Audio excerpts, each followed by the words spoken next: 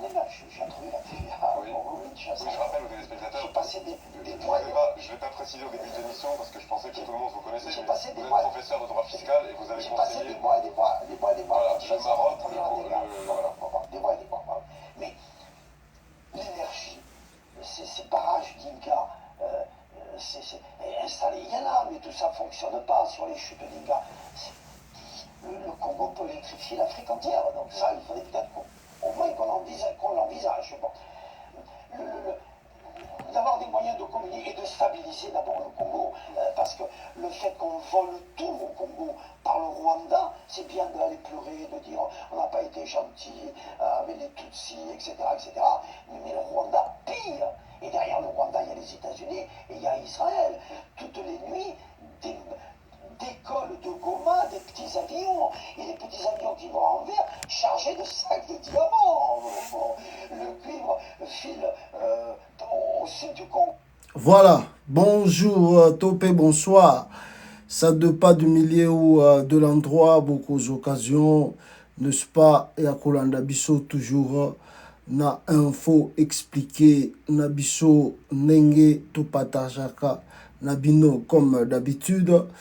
Bino oyo bozali ebele na bandako na bino bopetaka biso attention pour que bozala informé en tout cas na temps réel de la réalité de ce qui se passe na mboka oyo nga na bengaka la République a démocratisé du Congo. Voilà, je salue en tout cas Batunio surtout Baza Rolanda Bisso. Je salue aussi bateau tout bazaliko na bakwa ya Congo avec beaucoup de difficultés, mais bazako zo temps ya kolanda biso en tout cas en direct awa malgré difficulté ya ba méga ya ba tout ça, mais bazako sala tout possible ba yokaka ba nouvelle donc ba lobi pasta soki yo lobi awande soki yo toyoki yo te journée mobimba toza mal à l'aise. Tout ça mal à l'aise. Merci beaucoup de la confiance pour Zopesa Média Nabiso. Alors, sans plus tarder, Nini Tokolobela Awa na émission ya Lelo. Tokolobela peuple congolais, la situation chaotique oyo soki botali makambo nenge zoleka, botali nenge Congo eza kokende, vous sentez que le chaos arrive. Voilà le pourquoi na titre Awa Tochelibino Félix doit démissionner. Soit la fin tragique arrive, parce que ceux qui m'ont dit que les gens t'avertissent,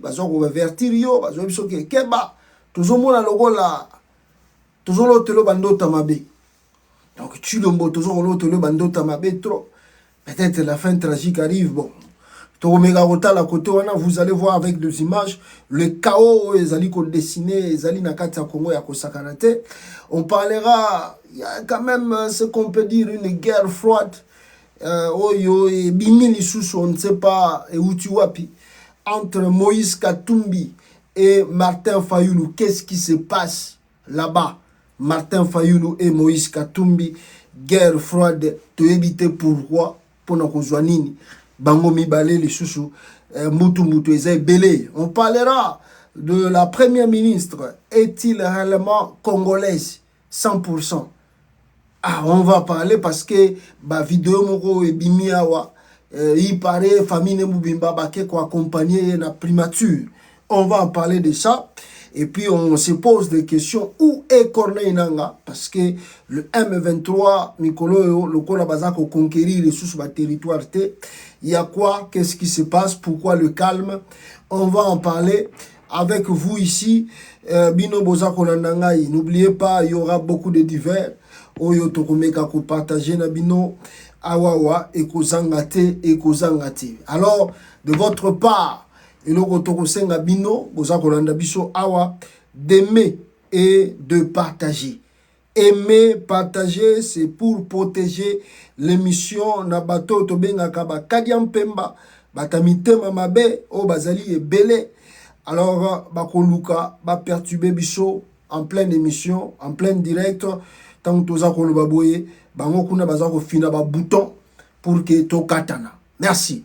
Alors, Yaliboso na kobananango ezali boyokaki professeur oyo tosalaki na bino pe émission, on en a parlé ici, que professeur ya Unikin na faculté ya économie balamuki kaka na ntongo boye Kamere lokola wazola Nzimbu grand corrupteur ya mboka wana akei lokola akomaki président Assemblée nationale akei koyebisa professeur wana oh bino bozomona teke nga deya si nakomi président Assemblée boza na posa mituka to boza na posa nini. Comme l'homme congolais, on dit tous les jours, c'est facile à manipuler, surtout dans ma promesse, même ici à moniter, mais il y quoi? Alors, ma professeur, tu qui faculté na bango, tiki ba bureau na bango na kata Unikin, yeti na bureau ya Assemblée nationale, là où travaille Kamere, yekopé ça y torche. Vous avez vu des images, oyo sukilaki. Lelo, nous apprenons que tous ces professeurs oyo bayaki kopesa Kamere torche bazali suspendu.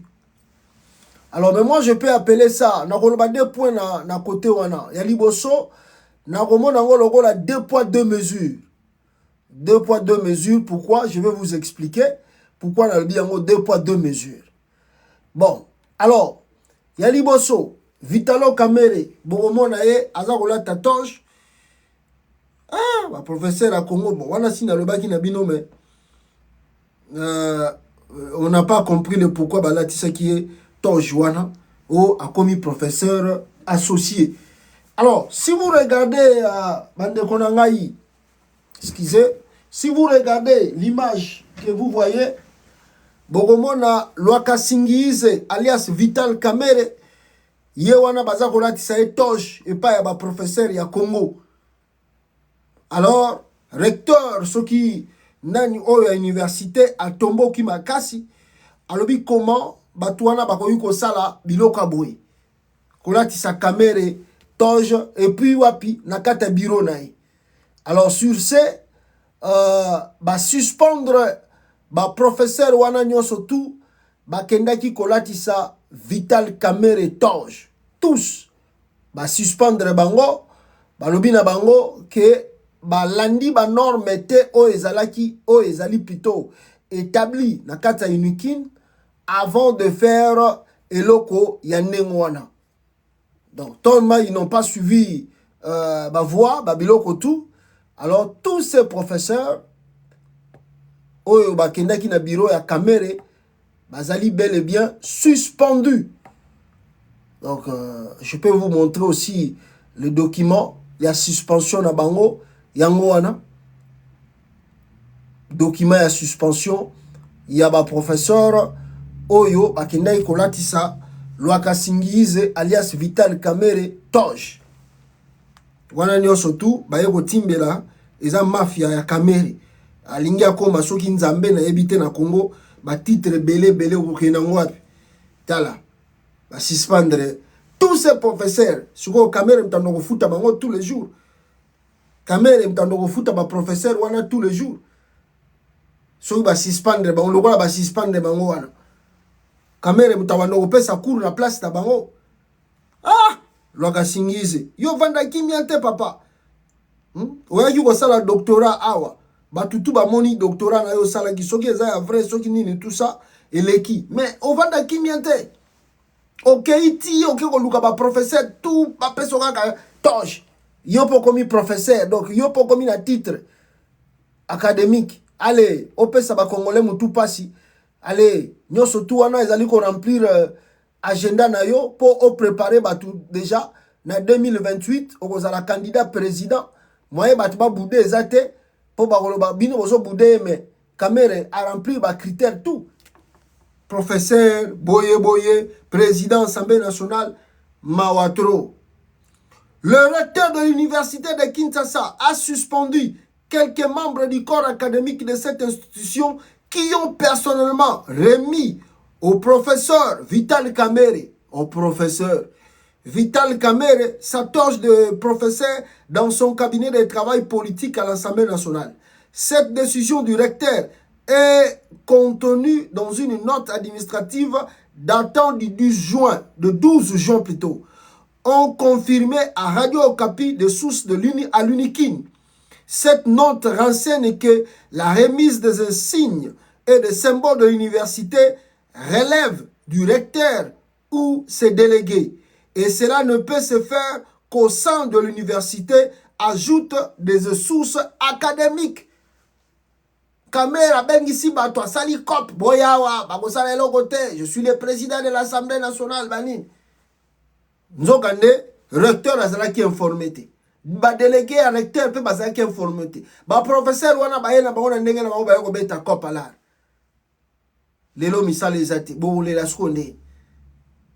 Kamera ofuta bino bambongo na bino.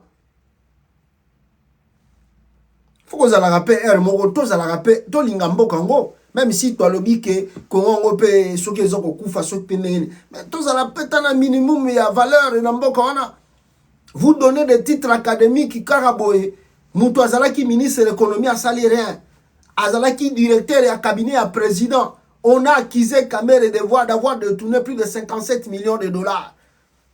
Mais Boye, Karaboye, la Moukina, Tongo Boye, avec tous ces trucs-là, à côté, Moutakoti même la prison. Allez, voyez qu'on a dit c'est toi qui professeur, il y a Congo. Pour qu'il enseigne les enfants quoi? Toi, ça attend un minimum. Attends un minimum. Il y a respect en Boka. Ah, président Assemblée nationale, Bissopé Togozoa Cop, Banana Bissoba Gozoa Cop. Bon. Namone on peut goza la paix Félix Mtabeti Kamere bon rôle. Pour Félix a omona caméra zo matatro a BTP gogabi ah bolongo la biloko wana bosala bobani mais ça peut deux poids deux mesures parce que bango pe awa ba professeur yango a Congo basangana ki bango tout bakena ko pesa Chilombo titre académique il y a docteur soki honorus docteur honorus de causa oh pour la bonne gouvernance. Mais ce qui est Félix, est-ce que ça a mérité même titre académique? À tes un simple symbole. Lelo Félix n'est plus président. Ce qui est plutôt. Quel est le mérite que tu as ou le titre académique que tu as? Mais on a que ça titre, on a été à docteur honorus. Non. On a que ça a mais ce qui te côté Mozindo, est-ce que Félix a sali Moussala au en termes de bonne gouvernance dans le Congo? Est-ce que Félix a sali bonne gouvernance dans le Congo? Depuis à eu pouvoir en 2018, Tilelo, bonne gouvernance c'est ça dans le Congo. Mais le rôle des qui président, tous les professeurs et universités à Congo, Baye, va remettre docteur honorus causa pour la bonne gouvernance. Wananini, Bajip, Mbongo, Bajip, Bambongo, Bapesiye ka titre. Il a écrit un livre, Félix. Je répète ça pour que les Congolais tout bayoka. Félix a écrit un livre. Le livre, balobiso qui de quoi là pour le développement ce qui a Congo. Tilelo. Lui avant ça livre, il y a un livre à Félix so banati. Tilelo. Lui avant ta livre à Félix et banité. Bazo te garona librairie ni. Ezo banati. Pourquoi? Parce qu'ils ont peur que les Congolais va découvrir ba faïza na kata livre wana. Et puis, ça ce n'est pas Félix qui a écrit. Bon, on a écrit pour lui. Comme les Congolais, loba trop que son père, docteur en droit, a dit qu'il livre était. Allez, moi on a un livre avant. Bah comme il y a ce livre. Allez, oh non, a publié livre nenga développement Congo. Wapi yango kasi basomba batanga. Tiens moi dans l'Amazon. Batubasomba, osa président. Quand un président écrit, tout le monde sera curieux à Kotanga. C'est que le président vient d'écrire. Okoteka livre, voilà. Que si tu as livre, voilà, Batubasomba, on a autocritique. Allez, pour la banga autocritique, allez, livre, on a été batega, on a quoi ni boye bipete. Oh, il a écrit. On est tika la gada ba taliban, na ba fatigant. Ah, docteur, Félix Azalaga docteur. Ah, comment coûte le livre, Félix Azalaga docteur? Où est le livre? Bon, on a raconté. Voilà. Merci beaucoup. Et je crois que le professeur Obatika Inasima, on a quand même les leçons de suspendre ba misusu wana pour na kuluka mbongo trop na kati ya RDC. Alors, plus rapidement, peuple congolais, toyebite toloba nini. À part makambo yo ya Kanyama nini ya Judith ya plutôt ya Kamere na otu kolobawa. Lobby et outu koleka na lobela kibino sur c'était presque à la fin de l'émission. Oyo na lebisa kibino les chaos o babenga ka chaos eza koya na kata RDC. Donc c'est-à-dire en commençant d'abord par la gestion il y a l'État. Comment on gère les choses publiques de l'État. Si vous regardez les 5 ans que Félix vient de passer à la tête du pays, Mayami Soko Tanga Ebino. Soki Botali, Batunaye tout babimi ba ministre, Makambo Basali, Mayami Soko Tanga Bino. Lelo Oyo, régime, ton gouvernement Asika Eye. Mais, Makambo tout, 50 tout, Félix Lekisi na 2018 et 2023, et ça qu'on rattrapé na 2024.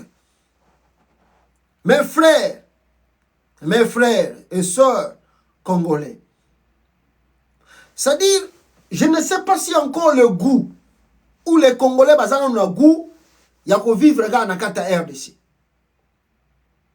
La majorité des Congolais, balembi. Parce que, Soki Kabila, Atika Kiba Congolais, na 1, Félix est comme ça Congolais, na moins 50. Donc, Kabila Soka Timola Kiliboulou, Félix a à boire Kiba Congolais, ce qu'on a kata Liboulouana, et Azui Zelo a boire Kilabango, pour Bakoufa Bakende Libela. Rien ne marche. Rien ne marche au Congo. Naba plan surtout. L'économie. La sécurité. Je dis, tous les plans. Il n'y a rien. Rien ne marche. On se pose des questions. Y a-t-il réellement des autorités? Les gens qui dirigent. Est-ce que Bango peut mona Kamakambo Biso Tozomona? Et ajouter à cela, lui qui ne donne pas d'emploi, il n'y a pas la sécurité dans le pays, il n'y a rien, il n'y a pas le social, il n'y a rien. Insécurité, Moko. Je commence d'abord dans la capitale, Kinshasa. L'insécurité qui est aujourd'hui dans la capitale. Vous n'avez pas l'idée. Ils ont multiplié ma forme, surtout. Il y a qu'on lutter contre le Koulouna, phénomène Koulouna. Mais ils n'arrivent pas à éradiquer le Koulouna. Ajoutez à ce Koulouna-là, kidnappeurs, et zongi à tel point vous n'avez pas l'idée. Ajoutez à cela, le chaos, Oyo, Bengaka, Yaba Wewa, installa na Kata Congo. Surtout dans la capitale. Où est le chef de l'État? Où est le président? Où est le ministre de l'Intérieur? Vous ne comprenez absolument rien. Depuis hier, dans la Kisa Kibino, dans Gombe, dans centre-ville, il y a Kinshasa, dans Kata Gombe, pendant la journée, Bakuluna, Bazo Beta na machette, Bazo Bamba na mabanga, na Katia, centre-ville, na Gombe. Mais la valeur de la République n'existe plus. Le goût de vivre dans le pays est à sous-souter. Kuluna nde kuluna. Soki kuluna, alongwe ba quartier, alongwe ba commune tobengaka reculer. Kisenso, Matete, Lemba,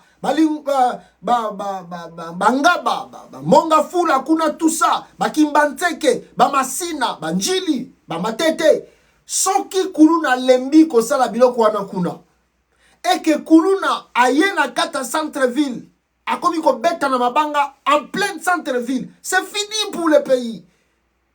C'est fini. C'est-à-dire, il n'y a pas l'autorité. Les gens là se disent, on ne respecte personne et personne ne peut nous contrôler. Mawatro. Regardez 2 images. Na katia centre-ville ya Kinshasa Gombe. Ndenge ba Kuluna baza ko lakisa, baza ba maître pe baza ba roi. Oh, Beton Fachi. Na ebisi bino boko kamwa makamboyo nanu tomona teme ezoleka na kata RDC. Voilà. Osikizenga na kangela bino voilà volume oyo et boyo kabino moko ba machette na ba Kuluna ezosala kuna. Bino bozo na TikTok bozela.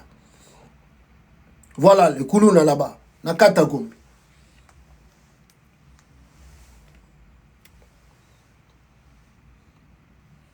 Voilà Kuluna.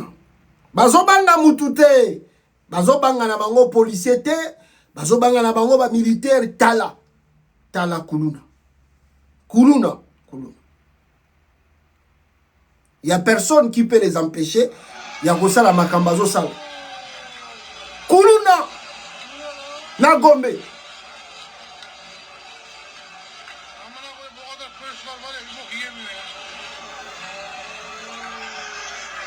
Batu moyeba kende susu misale ezate. Batu tuba vandika kesika moko. Regardez le Kuluna en plein centre-ville. Na kata capitale Kinshasa, na Gombe, s'il vous plaît. Le chaos. C'est pas possible. Ce n'est pas possible.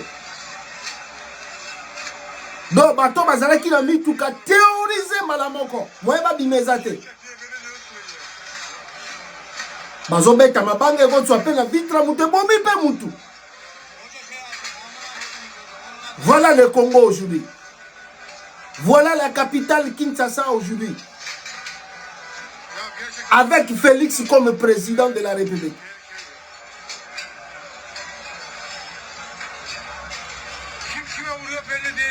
Oh, ton sali panthère noire. Oh, ton sali boy. Voici le résultat à panthère noire.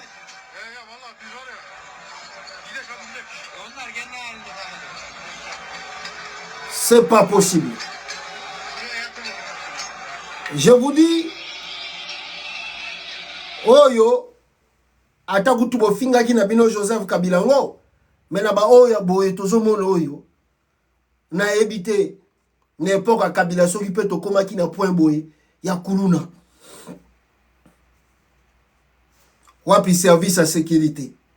Wapi service à renseignement. Comment le batu ba comité belé boye, ba bandit des ordres dans centre-ville et puis si bazo ki manabango bomoni ata intervention kamia la police le ki wana te. Rien. Deuxième vidéo. Ba wewa sikoyo contre la police. Le wewa contre la police. Le wewa contre la police. Bana moto ba wewa na ba awa tozala victoire et bana moto ba wewa na ba police ba kinisate bango baza ko benga na bango yango moni basima banga baso bamba ba policier. Donc événement sera mis la victoire bana moto. Voilà, en pleine victoire, na kata victoire ba wewa ba tomboki bango na police bakomo bamba ba policier mabanga na kata centre-ville ba wewa. Donc ils ne craignent pas les policiers. Et ils disent non, vous ne pouvez pas nous interdire de venir ici ou d'être là. Alors, les wewa na moi makasi boye wewa zo banba policier mabanga. Ah, Congo mwe baby penda. Ah, vous imaginez à l'époque d'Isaïr, garde civile bazoya. Hein? Ah, garde civile azoya. Bino bino boko bamba mabanga devant la police, ba policier ba atala bino boko bamba bango mabanga. Nyonso to ezolakisa nini mboka eza susu dirigé te. Il y a les chaos penda babengaka chaos ezoya. Donc bato baza na mission komona musika bazo mona ke véritable chaos ezokota Congo. Personne ne respecte personne là-bas. Ah ah Seigneur de gloire, sunga RDC parce que to ebité ndenge ezokende boye tokosuka wapi. Et elongwe na Kinshasa. Elongwe na kati ya Kinshasa. Lokola na Katanga. Na kati ya Katanga kuna. Ozui Kolwezi. Ozui Tanganyika. Ozui Lubumbashi. Comme Félix, je ne sais pas ce qui a formé ba Katanga bakota armée na makasi. Et selon d'autres révélations, comme Elibiso Awa, il paraît, selon d'autres révélations, comme Elibiso, il paraît que baza kozwa ba jeune Katangais bazo tinda bango na côté ya soki ya kanyama kase c'est soki est à vrai soki pe à faux et banité. Mais information mon bimi, il paraît il y a des voitures et il y a plutôt des camions oyezo kokende na côté ya Kasai ko rezwa ba jeune komatisa bango na bakata mituka wana po ba ya na Katanga ofele. Je répète ce que je viens de dire. Bazali kokanga batu ba jeune en particulier mibali na kati ya Katanga balobi bazotinda bango na Kanyama Kasese. Mais de l'autre côté information comme la biso qui nous fait l'état de dire que il y a des camions qui transportent bandeko ya Kasai ofele depuis le Kasai jusqu'au Katanga, de jeunes en particulier et Mibali Susu en particulier. Qu'est-ce qui se cache? Pourquoi cette opération Kakana Katanga et l'Okoni ne batamina sima? Pourquoi on prend les jeunes du Kasai Bayana Bangona Katanga? Pourquoi? Qu'est-ce qu'il y a? Pourquoi?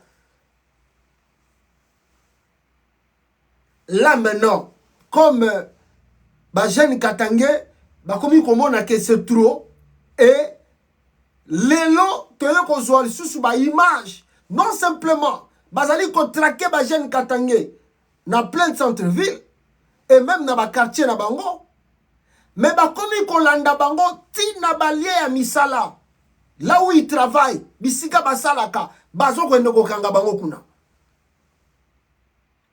Comme les chaos se préparent et qu'à très bientôt on ne sait pas qu'est-ce qui peut arriver au Congo, alors les jeunes Katangais sont en colère. Bango pe ba komi ko landa ba policier côté kuna na Katanga.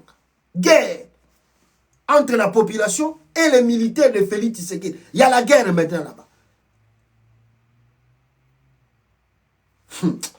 Ça arrive, hein?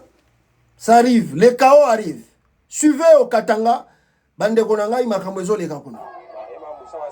Attendez na laksabino awa. Attendez. Oyo bazuye mwana batauti classe. Bakanyi mwana uti classe. Bazo mema mwana uti classe.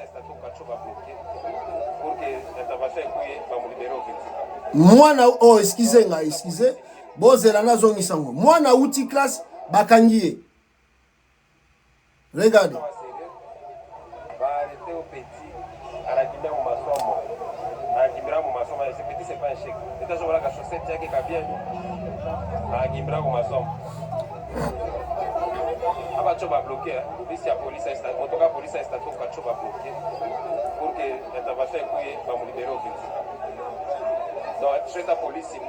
Voilà les chaos.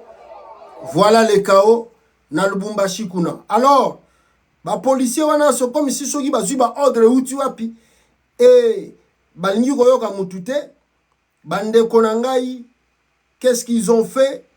Balandi ba jeune ba tuti na bisika misala. Alors ba jeune ya Kolwezi bango pe kandele ki bango ba komi bango pe à leur tour kolanda ba policier. La guerre est bandit. Guerre est bandit côté kuna parce que ba bi trop c'est trop. boya kaka soki boboma biso tolembi bapasse lekitro awa tolembi. Regardez la vidéo ya makambo eza koleka na parti kuna.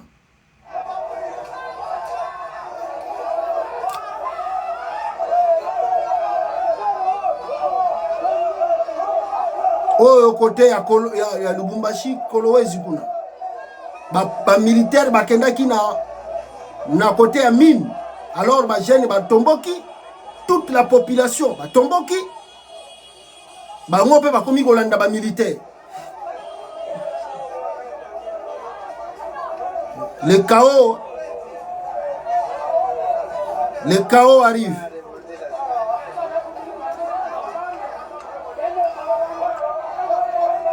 Le chaos arrive. Deuxième vidéo.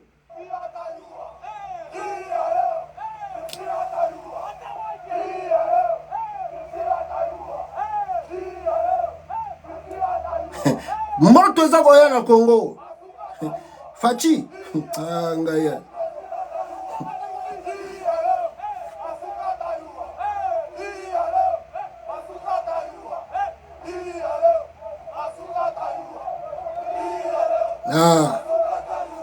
On vous dit que leadership est facilité, bozo chatembe. Regardez les chaos.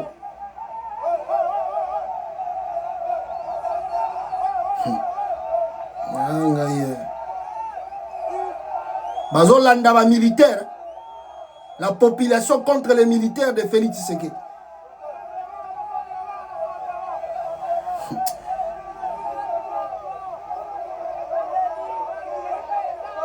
Voilà, le chaos. Le chaos. Yango wana boloni.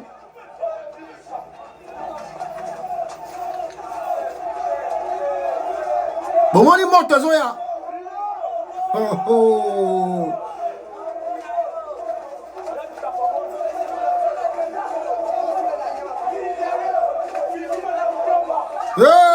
Fachi Beto.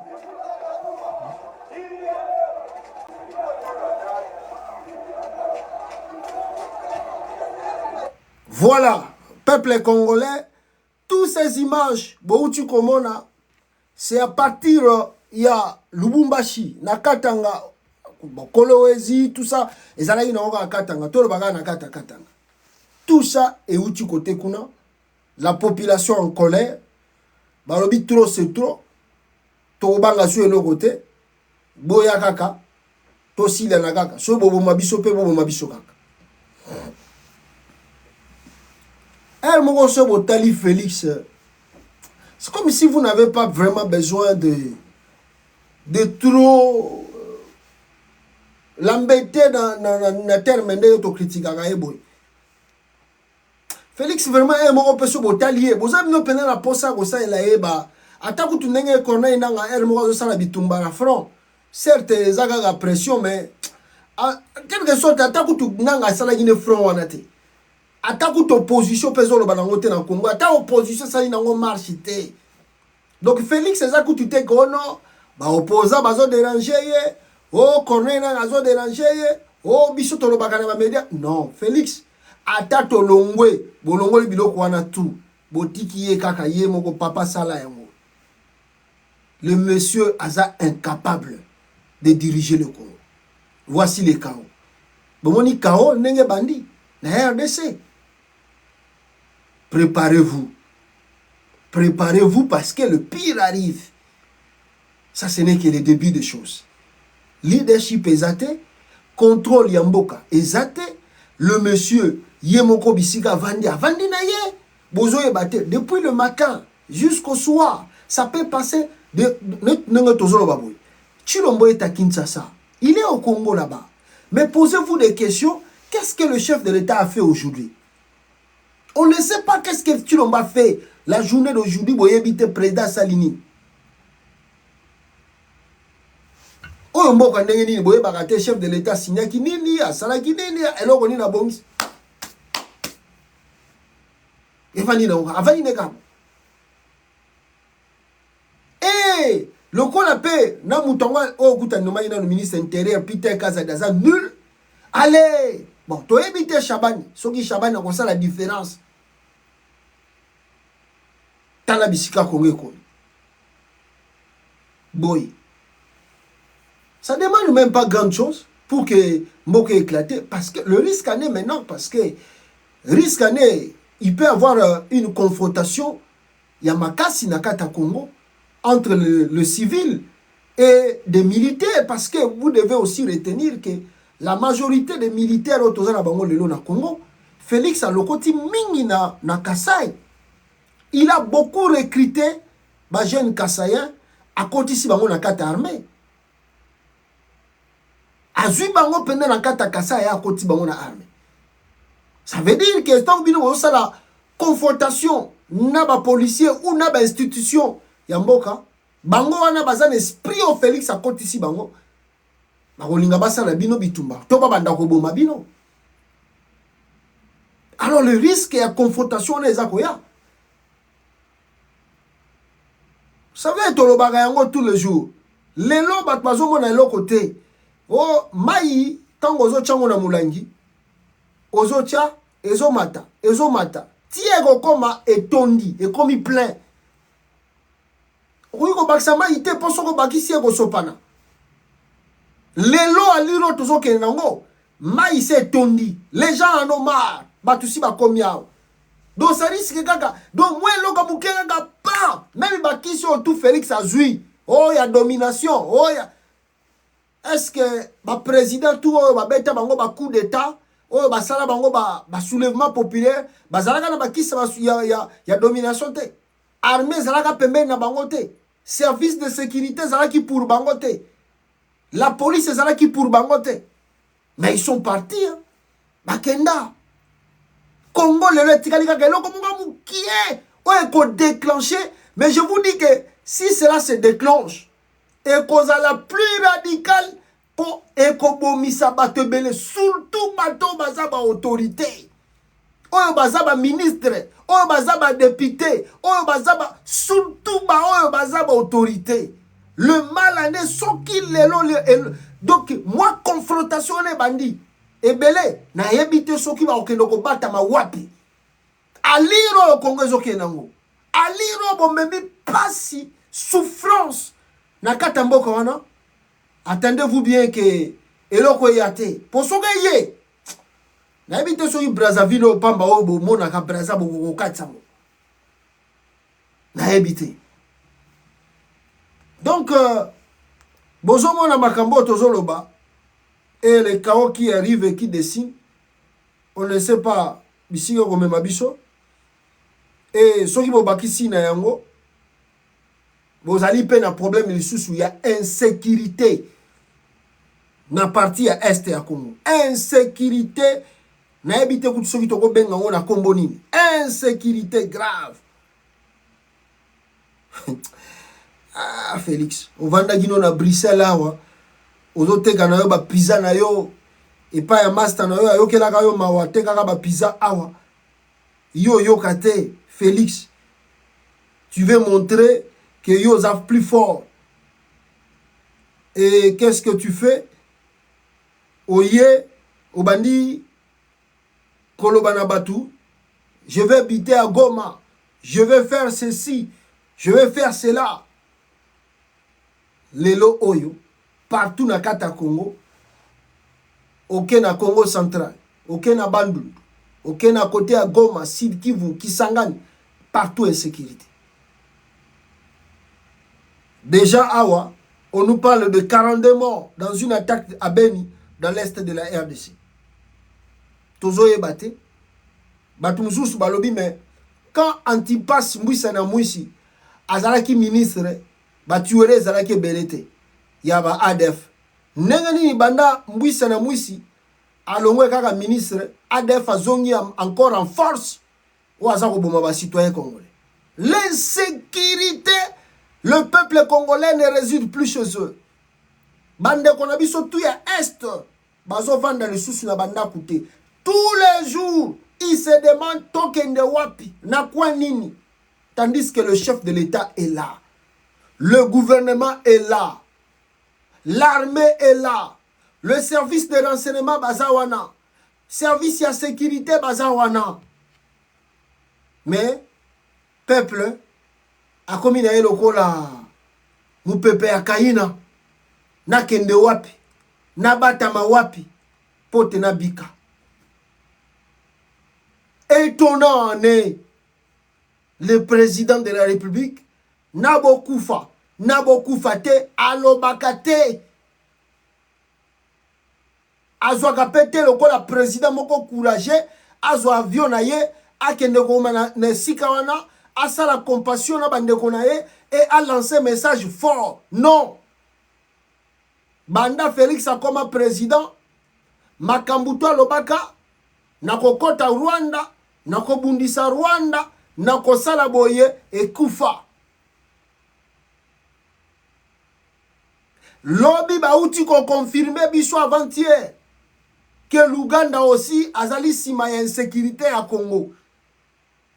Mais quand vous regardez l'attitude ya gouvernement ya RDC, balingi ko associer Ouganda te na makambo yo ba Congolais baza kokufa. Pourquoi? Parce que baza ba lié na bango détail. Pourquoi? Parce que baza ba lié na bango o baza ko yiba ba richesse ya RDC. Alors, posons-nous la question. Félix est venu chercher quoi à la tête du Congo? Aïki Kolukanini. Mawatro bandeko nangai, mawatro. Regardez, bandeko na bino ndenge baza ko souffrir, baza ko kima, baza ko luka, insécurité le kimingi et bayebite nani oyo akoki kokote la bango. Insécurité leki RDC boyo kakolela ya bato. Sekuru kwako batu yako banalungua.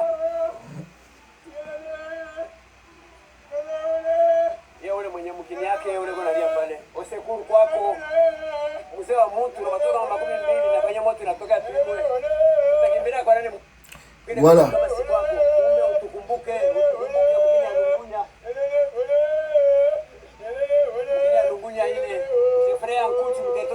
Voilà, tala kuna insécurité, ba rebelle, ba tumbi bandaku, ba sali boye, ba ye ba koti ba bomi, ba kena bango.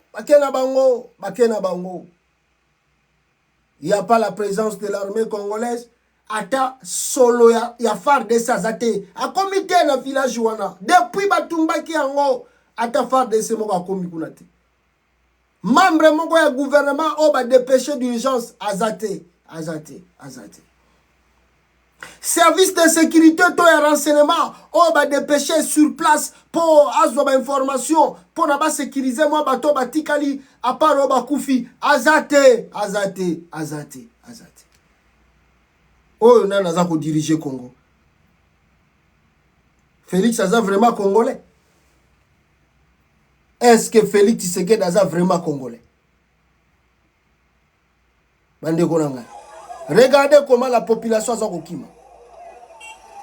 Regardez comment la population aza kokima. Regardez comment la population aza kokima.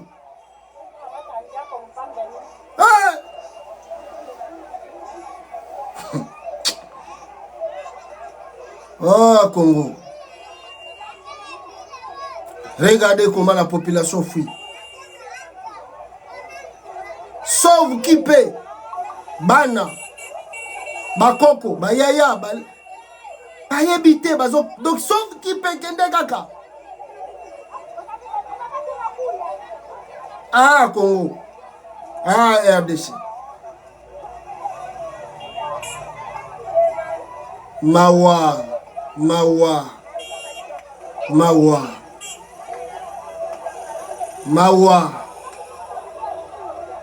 A Kinshasa là-bas, bozomona ba ministre balati ba veste ya cher, na ba jeep ya cher, baza kotambola nango. Donc c'est à qui dire en quelque sorte bazo seka bato baza kokufa na partie ya est. Bazo seka bango bokufa na bino so bokufa. Est-ce que talibino et talibiso soyi bokufa bokufi na bino? C'est pas notre problème. soki bokokima bisika to bolingi bokima na bino, c'est pas aussi notre problème. L'irresponsabilité, l'immaturité numéro 1, c'est lui-même Félix. C'est lui-même Félix. Donc ici, je vois Badbalobi, mais Makambo Toza Koleka, où est Corneille Nanga? Pourquoi Nanga ne se manifeste pas? Pourquoi Nanga? Est-ce que Nanga Mutaza Sima Makambo? Est-ce que c'est Nanga qui soutient tout Makambo Tozoleka? Mais moi, je vous dirais, peuple congolais, Batouana ou les M23-AFC de Nanga ne sont pour rien. Na Makambozo les Kana Congo. Ils ne sont pour rien. Ezakaka Libaku ya Mabe, RDC Kutanaki Nango, Yakozwa ou Yakoyeba, famille Tshisekedi. C'est une malédiction. Je ne sais pas si je peux dire des termes comme ça. Excusez-moi. Fallait pas ba Congolais bakuta na famille Tshisekedi. Na vie na bango. Fallait pas bakuta na famille Tshisekedi. Fallait pas. Tala ba promesse tout ba laka kibiso awa. Tala makambu tout ba yebisa kibiso awa. Voici le résultat aujourd'hui. Voici les conséquences que nous vivons aujourd'hui. Là, moni Batumingi ya Congolais msozo senga nananga. Faut venir sécuriser la population. Le peuple congolais bazana pas sa sécurité. Parce que bandura o tubino boza ko contrôler les lots, il y a la paix. Il y a la paix, il y a le calme. La population vit paisiblement. Alors il faut venir conquérir d'autres territoires pour n'est-ce pas mettre la population en paix. Na kimia. Les Congolais, si balembi Chilombo, si babaye Félix, ils ont simplement besoin d'un homme fort ou à aider bango pour que ba atteindre basilana na Félix Nanga. Oza wapi, bovandi wapi. Il faut conquérir d'autres territoires. Tout tu connais sabino ba image, bomoni wana, soki ADF ya kotia tumbi ou faire de ça zakiwa. Bazate. Bazana bango te. Bango bazana ba centre-ville. Bango ba généraux tout ya armée à Congo. Misana bango ezali côté ka ba minéraux. Avant-hier na la Kisibino, chef d'état-major aza côté na carte église. Je jure fidélité à deux personnes, à Dieu et à Fachi pour un commissaire général. Donc regardez comment un général se méprise lui-même. Au lieu à l'oba, je méritais. Il y a comme un général, mais à Zoloba que non, Félix m'a commissaire général. Donc pour dire, si Félix n'était pas président, lui, Tchoué, il n'a jamais comme un général. Navinaye. Donc, à Zoloba que na carte armée, zali, battant. Ceux qui montrent que tu travailles très bien. Ils ont mérité, si kawana, on te donne grade aux gens qui mérité. Non, Tchoué Walobi, non. Moi, je jure fidélité. Jamais je ne peux trahir. Imutali Bosson Zambé, Yami Balé Félix. Pourquoi? Parce que je suis 3 grades. Amati singa tia komi singa bisika nazalaki. Na utaki na nganga mutupamba. Nazalaki mutupamba. Chiwe yo zalaki mutupamba. Kabilatika kiyo wapi? Joseph Kabilatika kiyo wapi? Yo zalaki mutupamba. Mawatro. Et regardez, vous avez vu comment la population se déplace. Vous avez vu comment le peuple Bazakole là. Regardez-moi l'aventurier de Chiwewe. Prend son armée. Bakeko ça la réunion na Goma. Promettant d'attaquer les rebelles. A de façon Goma, Bango Bazo ça la réunion na Goma. Non, tout le monde makambo mais régime Tshisekedi. Oh non. En mission de travail au chef-lieu de la province du Nord Kivu, le chef d'état-major général du FARDC, le général d'armée Christian Chiwewe a présidé ce jeudi 13 juin 2024 à Goma une réunion de haute portée 13 juin. stratégique. procéder à l'intention des commandants des opérations pour évaluer la situation sécuritaire actuelle qui prévaut dans cette partie de la RDC, comme l'a révélé le lieutenant-général Falsi Kabri, chef d'état-major de forces terrestres et coordonnateur des opérations au nord et au sud Kivu. Nous retenons que le chef d'état-major général des forces armées de la République démocratique du Congo a effectué ici à Goma une grande mission de voilà. Avec Pandegonangai. Le 13 juin, l'autre Zanabino, le 14, Bango Basalaki réunion lobby. Bango Basali réunion lobby. Mais, Kaka Bisika Bazo Sali ba réunion, Ade Fazo Boma Batu. Oyo Kindo Kite, Oeza Bolorate, Oeza Meprite, Oeza Lichote, Bino Wana Tala Bapake, Tala Bingambe Batu, Baye Kosala réunion. Mais, Kaka Bisika Bango Bazo Sala réunion, Ade Fazo Boma Batu, Kaka na Beni Wana, Nakota Lubelu Wana, Ade Fazo Tumbabanda Batu. Mais ils font des réunions de crise. On va maintenant préparer, nous demandons à la population, Babangate, Banini Bani. Mais, oh, ezali, Kose Kabatuana, Kocho la population, wana. Oh, armée. Oh, armée, oh, armée.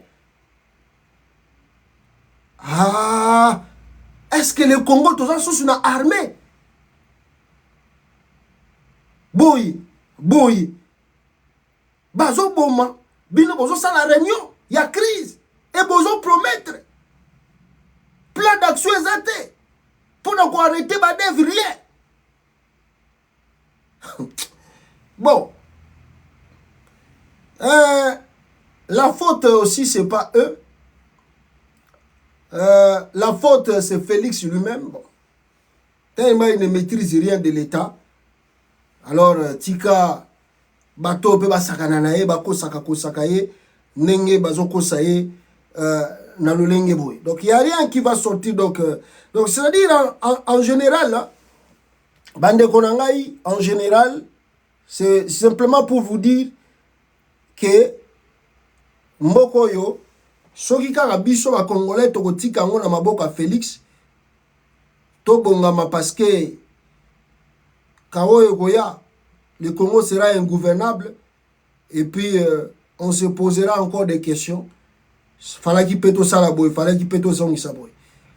Peut-être que ça sera trop tard pour nous tous parce que on n'a pas pu de les maîtriser bien à temps pour na tolunga na makambo na ye ya aventure. Voilà, on a koloba sur le plan sécuritaire, makambo tout.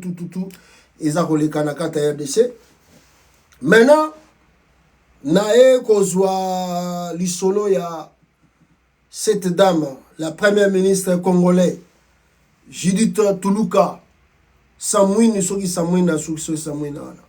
Kombo wana peza ko sono ndire kombo ya ba asiatique mo et tout ça. Bon. Alors la dame est devenue première ministre. Mais, biso to fouilla. Tu as dit comment on a ba image. Il y a Judith Tuluka accompagnant Denis Nyakeru au Rwanda. Et ça, on a les réseaux sociaux. So, il y a beti visite à Denis Nyakeru na Rwanda. Beaucoup na mwasiwana. Alors, à cette époque, Azaraki n'a pas ni ministre, je ne sais pas, Azaraki n'a pas ni fonction, mais Akenda déjà pour accompagner Denis Nyakeru na Rwanda.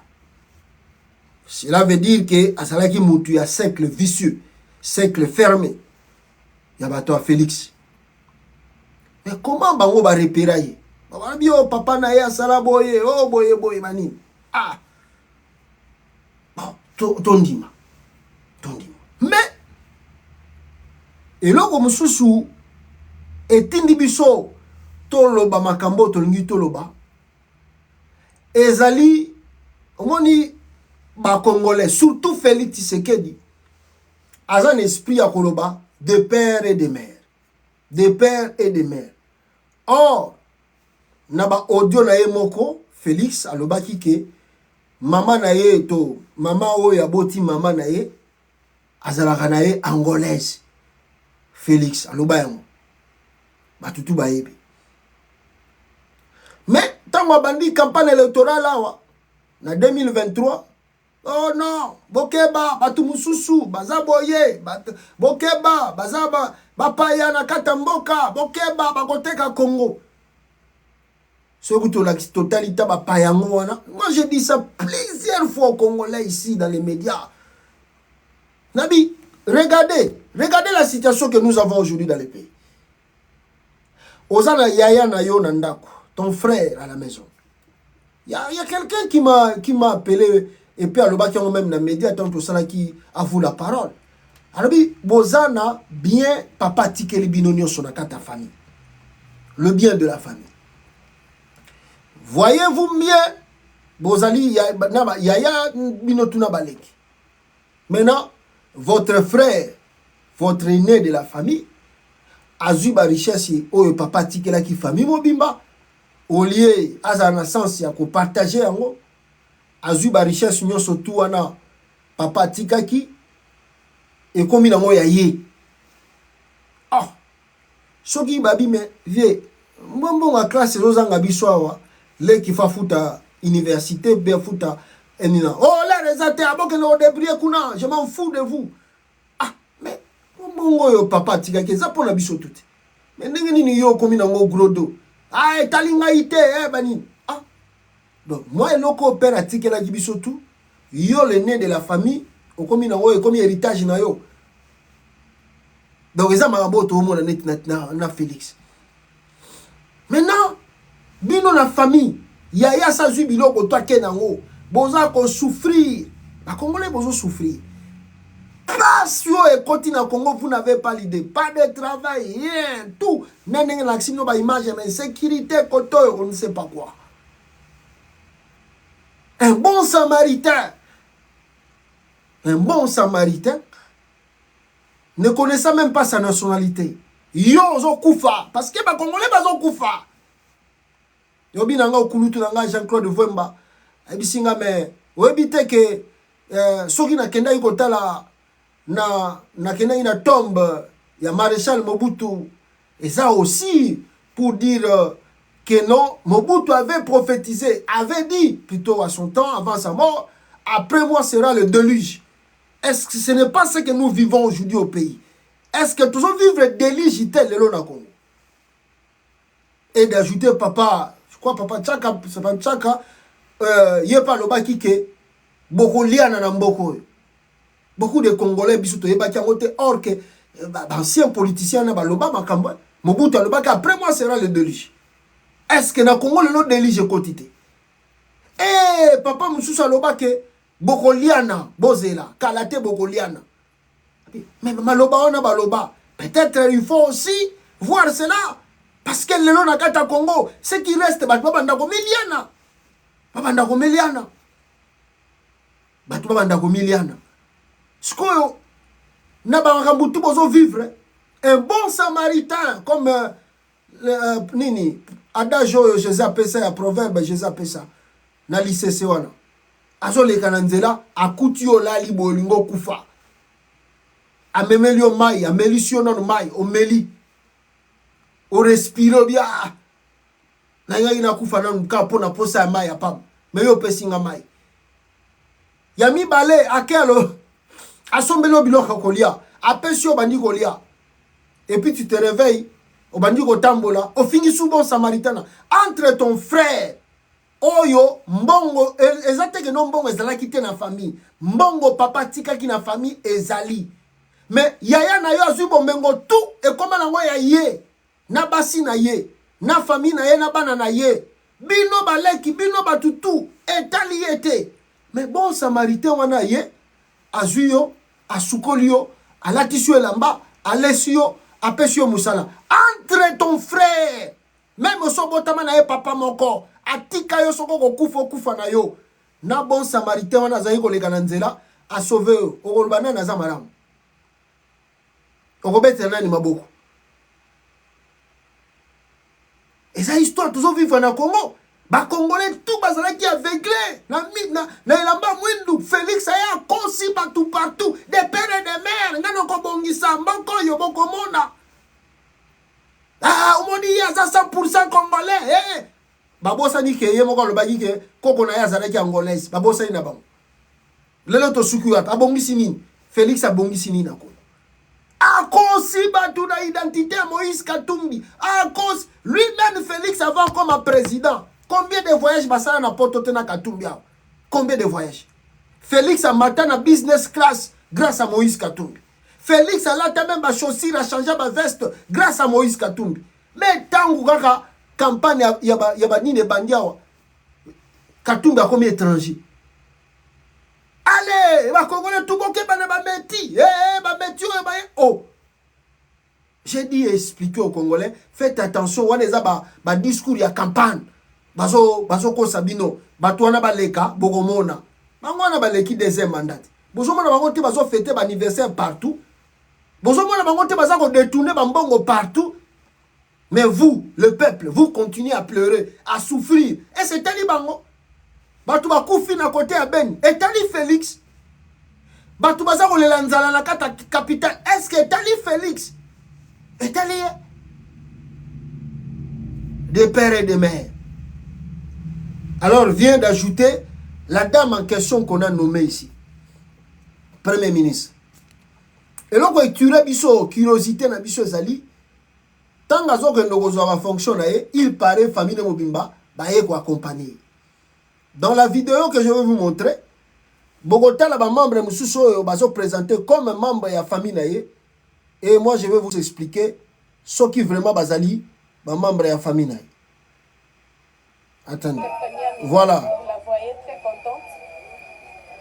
Félicitations, maman. Voilà.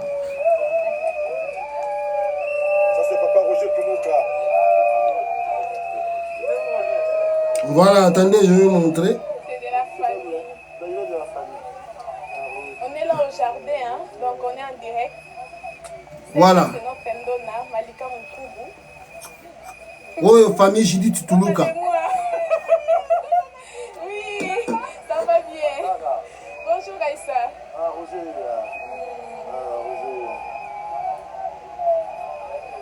La Congo ezalaka boy. Ba nommé mutu fête. Olé mutu a senti responsabilité, pas bazo kozela changement, bango ba ya na fête. Le mari de notre premier ministre. Monsieur voilà, Roger. bonjour Mona, c'est l'homme de la première ministre, Monsieur Roger Toulouka. Voilà. Monsieur Roger Toulouka, l'homme de Songolo. Papa Roger, bonjour. Bonjour, l'homme de Songolo. Voilà. Alors, je recommence la vidéo. Et na okanga. Notre première ministre, vous la voyez très contente. Félicitations, maman. Voilà, maman Oyo Balobi Yende, maman ya premier ministre. C'est faux et archi faux. Botala yena nou bien. Bon, mon même, il pas na ba thème ko lokola ya ba métis boy. Ce botali maman ou bien. Bon, mon na ba thème lokola ba métis. Na ba source na biso d'information. Cette dame n'est même pas la maman de Judith Toulouka. Aza maman na été. Azali, je dirais, Judith Toulouka aza nièce na ye. Aza maman na été. Aza maman na été. Maman Oyo azali angolaise. Azali angolaise. Et ce qui est côté Mozindo, na coin Oyo, mboka na bango ezali na Angola, na coin Oyo, mboka na biso ezali na kata RDC, ezali donc le coin deux villages où ezali na frontière. Donc ba coin Oyo Kabola, Angola, na Congo RDC. Mais cette dame est angolaise. Azali pe maman ya Judith Toulouka te. Donc, soki to kiti mozindo pour dire que d'abord on atteint na yeso bozo tala bozo remarquer que azape lokola métis boy. Bomona ke po ba portugais ba bota belé na bangolais. Ba portugais ba bota belé trop na bangolais. Donc bomona ke peut-être bazana ba lignée wana ya ba côté ba Portugal mwana omona koko na yeto mama na yeto tenani abotaka na mundele mo. Donc c'est simplement pour dire que na bato baza koloba o bande ko ba o kaka Katumbi nde azali étranger mais babosanaki to bande ko boya koloba que Félix peut tout autour na ye bato ye asa ko nommé o le la comme premier ministre en réalité azali 100% congolais. Son père oui, le papa de Judith Tuluka azali congolais, mais sa mère azali côté Angola. Azali côté Angola. Donc il y a quand même des liens parce que moi je vous dis soki botali moi si oyo Judith ndenga bande ko kangama déjà na Denis Nyakeru et puis na ndenga bande ko kende ko tala mama Mati trop. Oh ce botali ba origine mama Mata uta Angola. Koko na yesoki mama na ya uta Angola, vous allez se rendre compte pourquoi les liens ezalaki makasi entre Judith et maman Mati. Et vous allez se rendre compte aussi pourquoi Félix azalaki na est plus proche. Azali pe 100% congolais. Asa 100% congolais. Donc soki tolingi to tonga Congo, ça ne sert à rien. Ya kwa kizaka batu. Yaza congolais te yaza boité parce que preuve ane yangoyo même premier ministre aza 100% congolais aza pe demi Dakar mais bon nommé alors babi bonne chance à travailler total à soir au salani mais balandi te pour so ba koti mozindo aza 100% congolais mais babi bon travailler kas total soko ko sala musala sala to sala do beta maboko mais soke laki batu mususu ba cheli baya awa bolinga koloba oh ye papa na ye oh ye mama na ye oh ye boy wana nyonso tu eza nini ba incompétence à Félix mutu etindaka ye akendo kobimisa makambo ya ndenge wana sinon on la donne bonne chance à travailler total musala nini ya ko porter comme ba réforme ndenge ba promettre biso 100 milliards total à 100 milliards en ndenge goya nakata Congo. Yami bale na ndenge nazobe makambo ya Judith oyo. Constant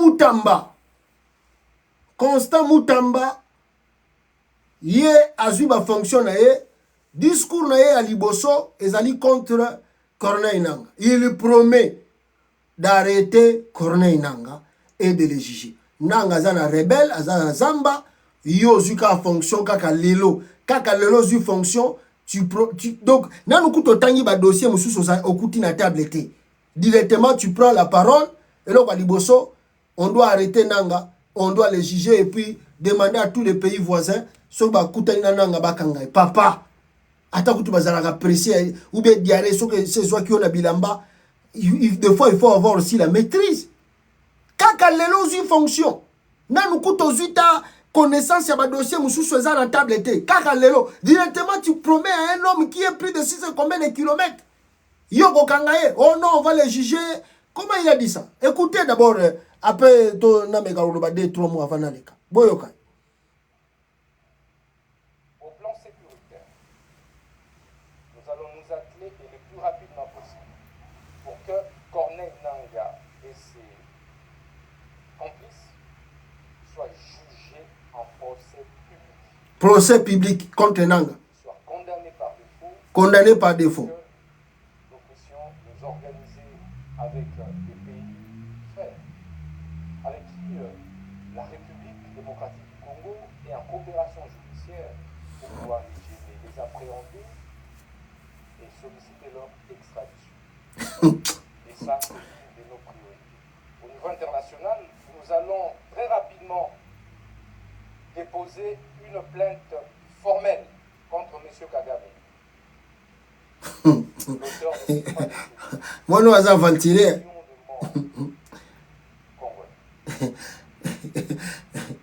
nous allons très rapidement nous atteler. Ce petit est ventilé. Le Cour pénale internationale fait son travail. Sinon, nous proposons au président de la République notre retrait de cette. Voilà. Alors, même, ils vont proposer au chef de l'État le retrait Sokiani. Non, mais papa, yo ye kaka lobby awa, yo ye kaka sikoyo, kaka lelo, au vandi na bureau pour premier jour. Directement, tu commences à parler. Pourquoi tu parles trop? Quand on vient dans le bureau, comme c'est Ezali Journal Iboso, tu dois avoir connaissance qui ils étaient là, qu'on travaillait, qui na dossier nini. Alors, yo, on va acheminer le dossier nini. Même si tu as des réformes à faire, même si tu as des calculs, ils sont qui au corner nanga. Mais papa, on va arrêter Corneille Nanga et puis on va le juger en public et puis on va le condamner par défaut. On va solliciter les pays. Mais pas. Est-ce que tu raisonnes d'abord tout ce que tu dis là? Comment tout ça, ça va se faire? Nanga za rebelle. Il est au Nakata Bruce Nazamba. Tu as l'armée. Ouais, on ne reçoit pas. Pourquoi bimisa? On dit que Nabananga ngotang batalika biloko zolo babandi ko sekana bango ba bitala oyo. Aventuré. Donc Félix yemoka zo nommé ne batazo e baté. Oyo nazo nommé kaka aventure. Normalement, mon ministère de la justice, c'est ça, le ministère de la blague qui était dans Moka. Ce qui m'a les gars qui attendent à moi, tant que le ministère, on a 20 comme ministre, c'est mieux. Il ne faut pas blaguer.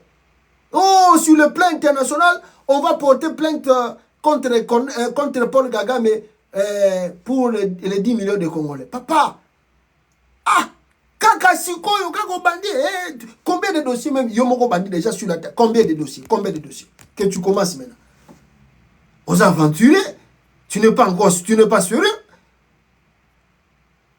Tu prends même pas ton temps. Il y a quoi la justice d'abord dans le pays d'abord, il y a les chaos. La justice n'existe pas même dans le pays. Les grandes réformes à faire, s'il y a des réformes à faire, c'est d'abord dans le pays. Mboka awa, mi yibi batondi partout, na kata régime atisekedi. Oyo baza ko la population. Il n'y a pas de justice. La justice au Congo, il faut avoir l'argent. So mbongo, tu peux corrompre le juge, le magistrat, tu corromps tout. Et puis babimisi na bangoyo. Batiki na bangoyo. Même la personne qui avait raison, bapé si est tort, yo bapé si raison. Il y a des réformes à faire vraiment dans la justice. Au lieu de no makambo eza na kata mboka, yo bandi ko tala no makamba. Papa, kaka lelo.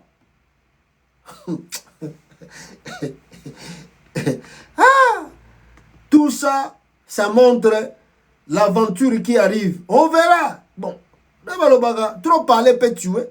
Tous là constant mutamba. Na ba promesse tout aux autres pesa. Tous là, soko ko sala yango. Parce que habita total. Tous là. Il y a une vidéo aussi de Tony Mwamba, ministre de l'EPST, Azobi Maboye, population Zowelilae, pour bassaler le côté, Mawatro, suivons cela pour quelques minutes, et puis, tout le bas point Moueza Capitala. Population Ewololi, ministre, enseignant plutôt, Bawololi Tony Mwamba, Nenga Longwe, ministre, Baeko Sepela, tous les enseignants ba sepeli pour Agnokola ki bangotro.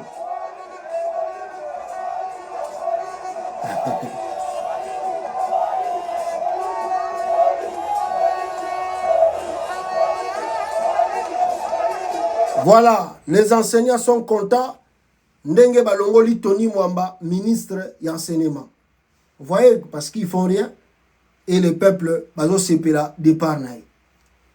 Et il y a aussi une vidéo qui circulait et c'est Jean-Pierre Bemba Gombo. En tout cas, on a évité si c'est vraiment authentique. Que Jean-Pierre Bemba Gombo, na image wana bozomona, a commis ko simbela Judith Tuluka Sac.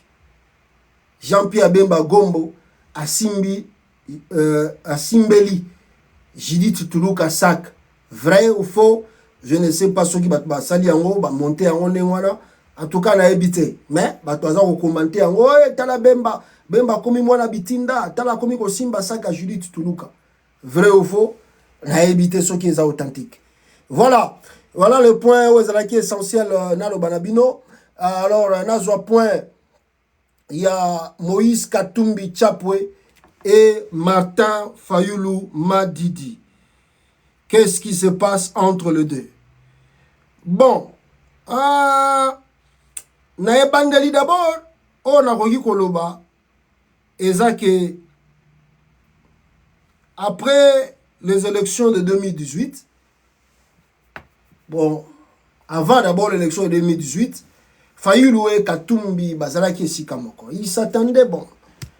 Après des comptes, Fayulu, Bazalaki, on tourne ensemble. Fayulu et Koloba, avec les conditions au Seni a tient en place, excusez-moi, il a participé. En tout cas, Fayulu a décliné sa participation aux élections de 2018.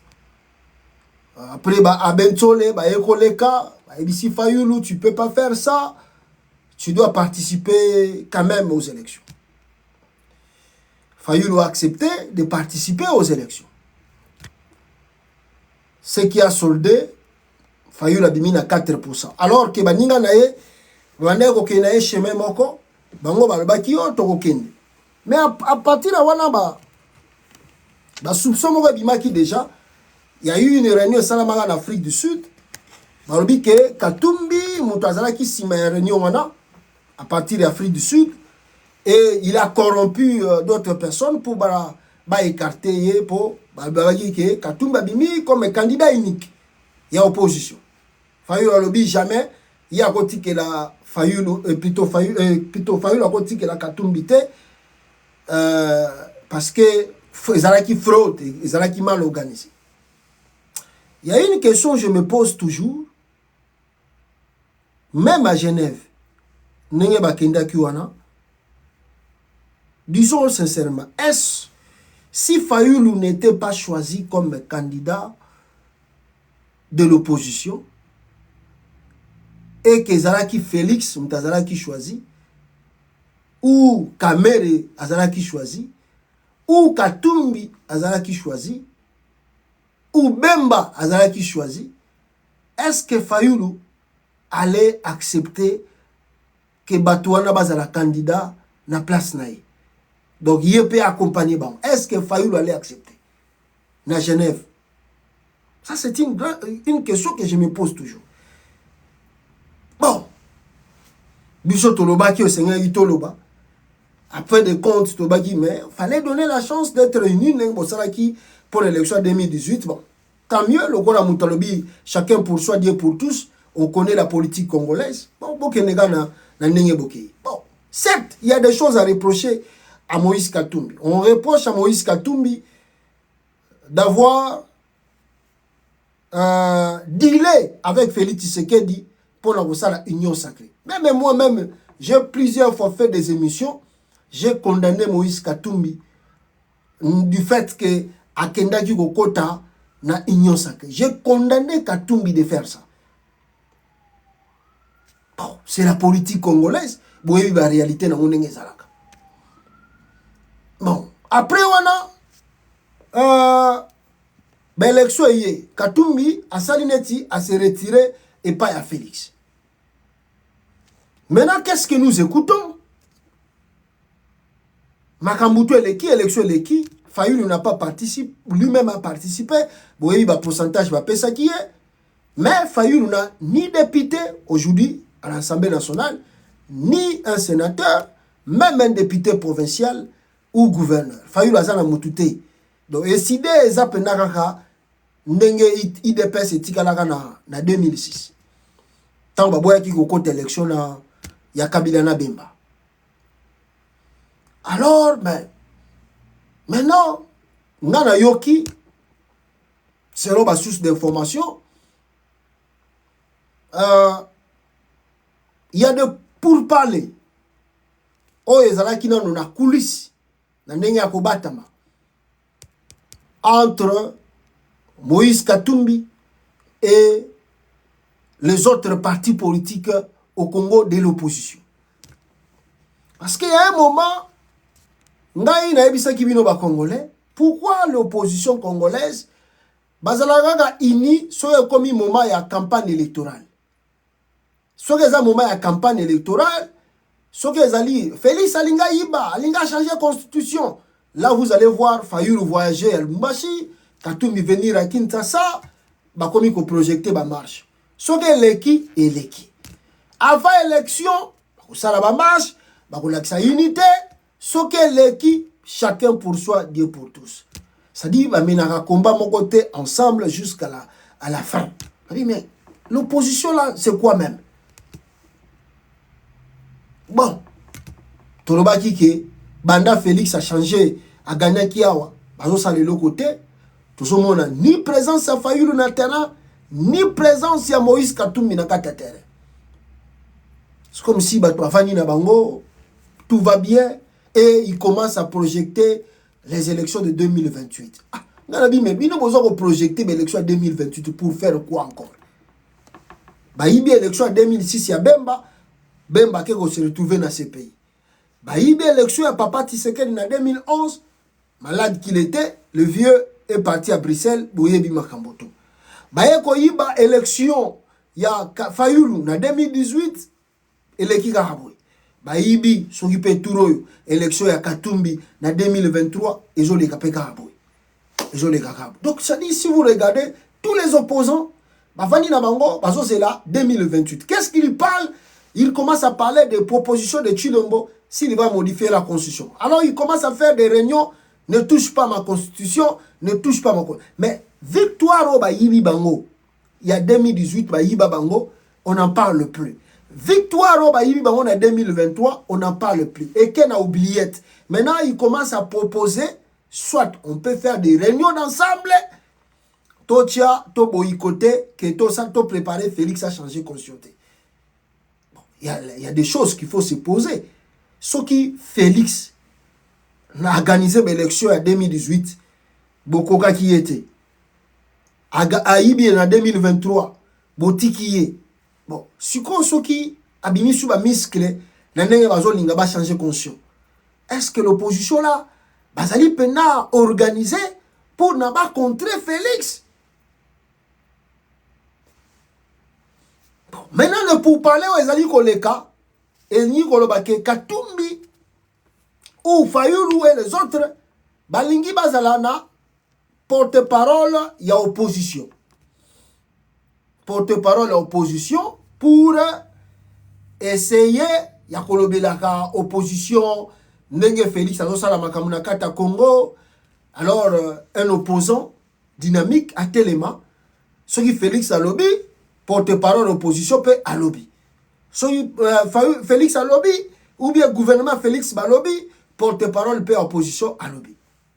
Alors selon la suggestion ezali, ba vanda bangotu, ba parti nyonso opposition ensemble, ba bimisa mutu moko. Je ne sais pas si ça peut être ça paie Katumbi ou bien Katumbi va s'effacer, laisser Mwando Ntimba to éviter. Côté Fayulu soki yemoko bien Devos Kitoko to éviter. Côté Mususu soki pe banani to éviter. Curieusement, lettre zalaki akobatama. Donc lettre wana o bozoka ebimi na ba media esengela kite batu baye bango. Ezalaki akobatama, ezalaki ba pour parler ya c'est comme on dit toujours quand on fait la politique. Il y a des choses où est sur le magasin na kati avant ebima na public. Lettre oyo eside ya Martin Fayulu ebimisi pona kolobake bango bazali pas d'accord na proposition ya Katumbi tout ça, ça fallait pas ebima. Certes, Martin Fayulu a ce plein droit de refuser la proposition de Moïse Katumbi. Il a plein de droit. Parce que dans la politique, il peut dire que Katumbi n'est pas juste, Katumbi n'est pas cohérent, Il y a d'autres soupçons. Il a aussi dealé avec Félix Tshisekedi pour la sortie de Salomon. Tout ça, il peut tout dire ça. Et puis, non, je ne participe pas. Il a raison. Mais prendre une note, une lettre, au Batindelio en privé, que la place publique, c'est pas trop honnête. Navarran, le col est Martin Fayoulou. Un intellectuel qu'il est. Un grand politicien qu'il est. Fayoulou ne peut pas exposer d'autres amis. Ce sont des choses qui se passent dans le silence avant il y a la public. Sauf que vous êtes d'accord, tu peux prendre la lettre et puis tu finis par répondre directement à la lettre que non. En tout cas, épargnez-moi dans vos trucs. Si vous moi, je ne suis pas partant. C'est pas très. Mais le vieux Mafa a exposé pour dire que l'opposition va préparer, va porter parole pour contrer le régime Tshisekedi. Vraiment, vieux. Donc, eloko, eza ko déranger awa, ezate parce que Fayoulou a boyi na ekokota na biloko bakatumbi. Il a raison. Yako boyi kote na biloko bakatumbi. Là, il a raison. Mais exposer, eloko bozo bongisa, na ndenga ko batama, ko tchango na place publique, ça, ce n'est pas trop honnête. Voilà le pourquoi je dis toujours aux Congolais, je ne sais pas si on peut faire confiance à un homme congolais. Parce que si on a pemel na yo, que j'ai quelques personnes à côté de moi, toujours qui le préparaient, basa la Félix coup d'état, au kebite kaka, mouton lo baki na ye, abimika la simana yo, ake bengi Félix coup na bisi Félix, Joël a préparé coup d'état. Keba, a-t-il dit déjà 4 personnes, basa na quoi na bazo, ya coup d'état zoko ya, keba. N'a eu information sûre. Mission peut échouer. C'est-à-dire, on ne comprend pas l'homme politique congolais. On ne comprend pas. Netikutu Pero a commis le sous-habit que Fayoulou bon, il a condamné Katumbi pour na babilo comme sous-habit, mais Fayoulou doit laisser ce truc-là. Fayoulou, Kotoyo, c'est-à-dire, jusqu'à présent, ce que même le vieux Martin, on ne comprend pas. Est-ce que le vieux a qui va 5 millions de dollars n'a été? Oh, il y a Félix Tshisekedi. On ne comprend pas. On ne comprend pas. Il y a des choses, on traite entre amis, ça finit entre amis. On n'est pas d'accord, on laisse ça entre amis, on n'expose pas. Je ne participe pas dans vos trucs. Allez-y, c'est votre problème, mais ne mêlez pas SID. Beaucoup de SID, on lave l'affaire et nous, on continue le chemin. Vous n'avez pas le droit d'exposer la lettre. On exposait un mot sikoy. On peut si vous Félix Tshisekedi Mayel. Pour bailler baké, batouna bazoni nga basala boya. Alors biso futo contre bango boy. Futo zongi sera bango boy. Ba yesus ko contre bino kan oppose. Sur opposition ngo bobundaka. Ezalaka vraiment ya solo pour gagner victoire. Pour comme na présidence. Tout ezalaka opposition moko kaka. Trump hey, Congolais lelo Trump hey. Vos autres kosaka batukaka, bon toza ba opposant, après le bino tongo pe bo changer na bino. Pour changer na bino. Il n'y a pas de sérieux, il n'y a pas de secret dans l'opposition. Et puis on ne connaît pas la nature de chacun d'eux. Qui mange avec Félix, qui ne mange pas avec Félix, on ne sait pas. Je ne suis pas tout à fait 100% d'accord avec Katumbi. Non. Parce que moi-même, je raisonne. Babylon comme sous qui, oh, Batouaza Koloba, même Bakatangé Baza Koloba, sorti à Salomon, Nani Aboye, Belok Aboye, on ne sait pas. L'avenir nous dira s'il y a eu un deal.